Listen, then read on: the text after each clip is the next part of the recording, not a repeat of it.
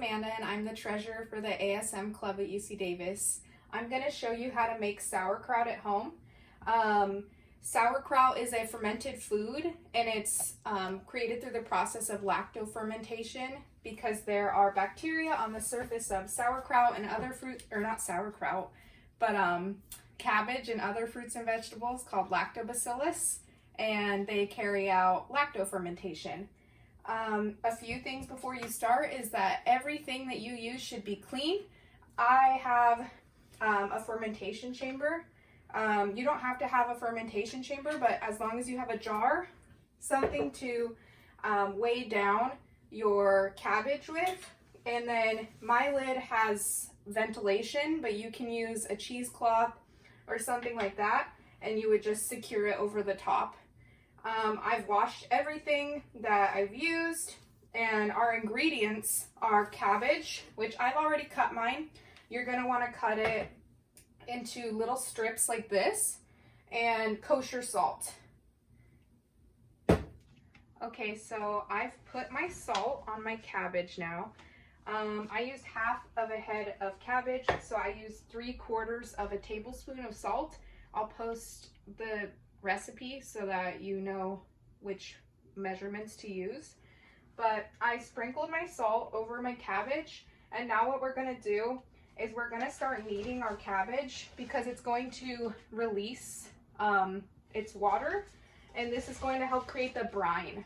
The brine is what keeps contaminants out of your ferment because it acts as a natural preservative. That way, the only thing really acting on the cabbage are the fermenting microbes. And we're just going to knead it for like 5 or 10 minutes until it becomes pretty limp and not very crunchy, and it's started to release a lot of its water. Okay, so I have allowed my cabbage to release its liquid with the salt.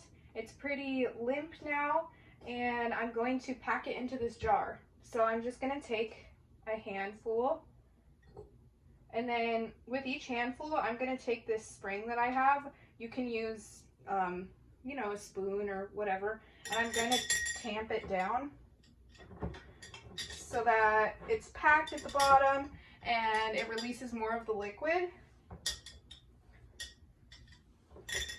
And I'm just going to fill the jar that way.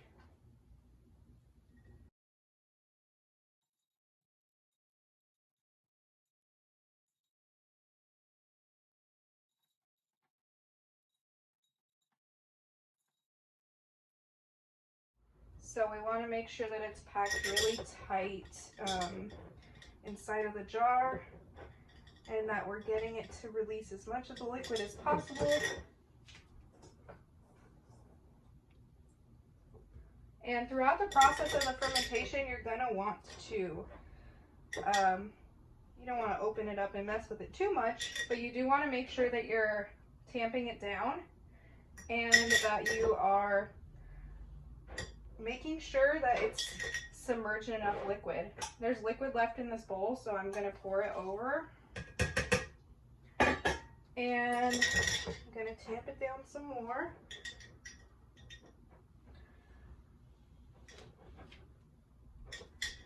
And mine is pretty submerged in the liquid, but it's not quite the way I want it to be. So I'm gonna show you what to do if you don't have enough liquid. And you can do this at any point through the process if your ferment is not submerged in the brine. Okay, so what I've done to solve the problem of not having enough liquid to cover my ferment is I have taken a teaspoon of my kosher salt and I mixed it with a cup of water, and I'm just gonna put enough in here to cover it. You want it pretty covered because that's gonna prevent a lot of the contaminants. So mine is looking pretty ready to start fermenting. How we're gonna do this is we're gonna leave it at room temperature. You can keep it in your kitchen, just don't put it near a window really or anything that's gonna mess with the temperature. and it's safe to eat at any point. So I would, you have to give it about 3 days or so to really start with the fermentation process. But from that point, you can taste it, and once it tastes good to you, you can move it to your fridge, and it keeps for quite a couple months. So yeah, it's safe to eat at any point. During the fermentation process, if you notice some white, kind of like frothy looking stuff floating at the top, it's okay still. All you have to do is just scoop it out. Throughout the fermentation process, you should see bubbles rising. That's normal, that's good. That means that what you want to happen is happening, that there is fermentation occurring. And yeah, I hope that this was helpful, and I hope that you make really delicious sauerkraut. There's many variations you can do on this, and I'd invite you to try them out.